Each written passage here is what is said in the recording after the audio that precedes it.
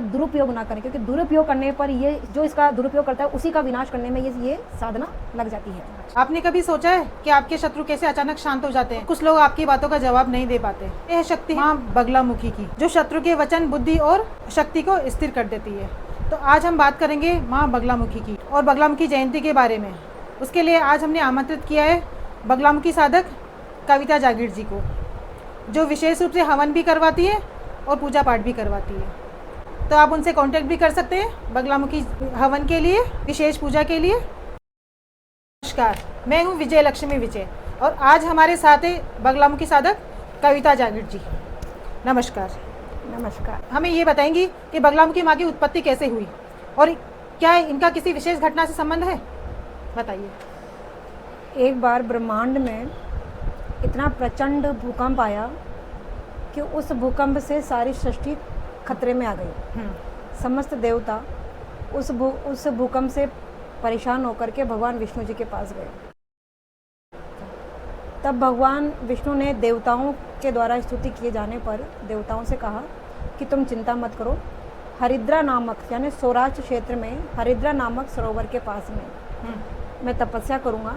तब भगवान विष्णु ने सौराष्ट्र में हरिद्रा नामक सरोवर के पास में माता बगलामुखी की तपस्या करी और भगवान विष्णु की तपस्या से प्रसन्न होकर के माँ आदि शक्ति प्रकट हुई, जिन्हें पीताम्बरा भी कहा जाता है, क्योंकि उनका जिस समय माता रानी प्रकट हुई थी उस समय उनका स्वरूप पीताम्बर ही था और भगवान विष्णु को भी पीताम्बर ही कहा जाता है, पीताम्बर धारण करते हैं।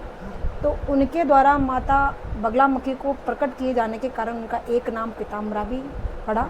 उनका स्वरूप सोने के समान पीला है और उनको पीली वस्तुएं भोग में चढ़ती है, नींबू की माला उनको चढ़ती है माता। और आपने माता बगलामुखी का स्वरूप देखा होगा। माँ बगलामुखी का स्वरूप जहाँ वे शत्रु की जीभ पकड़ी दिखाई देती है उनके चित्र में, इसका असली अर्थ क्या है? ये भी एक प्राचीन पौराणिक कथा है।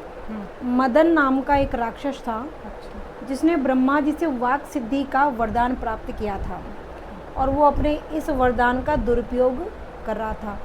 देवताओं के द्वारा माता बगलामुखी से प्रार्थना किए जाने पर माता बगलामुखी ने उस राक्षस का वध किया और जब माता रानी जब उसका वध कर रही थी तब माता के एक हाथ से उस मदन नामक राक्षस की एक हाथ में माता ने उसकी जीभ और दूसरे हाथ में अपनी गदा से जब उसकी जीभ पर प्रहार करने वाली थी तब उस राक्षस के मुख से यकायक ये वाक्य निकला कि मैं इस अवस्था में या इस स्थिति में सदैव आपके द्वारा मैं दिखाई दूं या सदैव में पूजा जाऊं। तो वो वाक्य उसका वो वाक्य सिद्ध हो गया। तब से ही आपने देखा होगा कि बगलामुखी सिंहासन पे बैठी हुई है, उनके एक हाथ में राक्षस की जीभ है और दूसरे हाथ में मुद्गल से वो उसकी जीवा पर प्रहार कर रही है। तो ये जो स्वरूप है ये उसी का प्रतीक है। माँ बगलामुखी को स्तंभन की देवी क्यों कहा जाता है?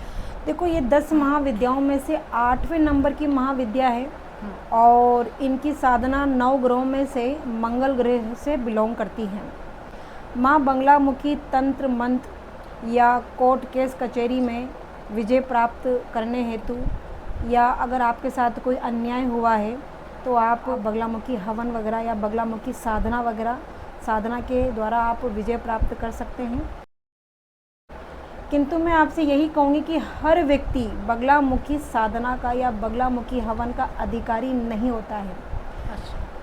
साधनाओं के या रहस्यमय शक्तियों के जितने रहस्य उजागर किए जाते हैं उतनी ही सिद्धि या उतना ही रहस्य प्रकट होने पर सिद्धियां चली जाती है।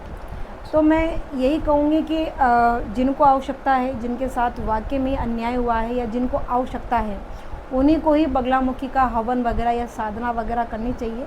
साधना तक तो ठीक है, लेकिन आप बगलामुखी की साधना के द्वारा आप इस शक्ति का दुरुपयोग ना करें, क्योंकि दुरुपयोग करने पर ये शक्ति अविनाशी एक ऐसी शक्ति में प्रकट हो जाती है जिसका फिर स्वयं जो इसका दुरुपयोग करता है उसी का विनाश करने में ये साधना लग जाती है। 10 महाविद्याओं की शक्ति का दुरुपयोग नहीं करना चाहिए, जिसको आवश्यकता है वही करे और किसी गुरु के सानिध्य में ही करे। बगलामुखी जयंती का दिन इतना विशेष क्यों होता है?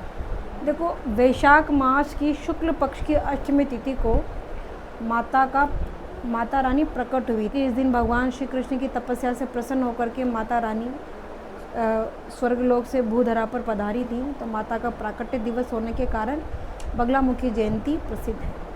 क्या इस दिन की गई साधना का फल तुरंत मिलता है? हाँ, बिल्कुल मिलता है।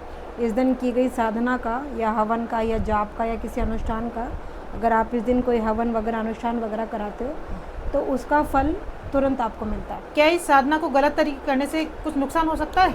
देखो, साधना कोई सी भी हुई, अगर आप किसी गुरु या अनुभवी व्यक्ति या अनुभवी गुरु के सानिध्य में नहीं करते हो तो साधना का गलत इफेक्ट भी साधक के ऊपर पड़ता है। कहते हैं इस दिन की गई साधना हर बाधा को रोक देती है।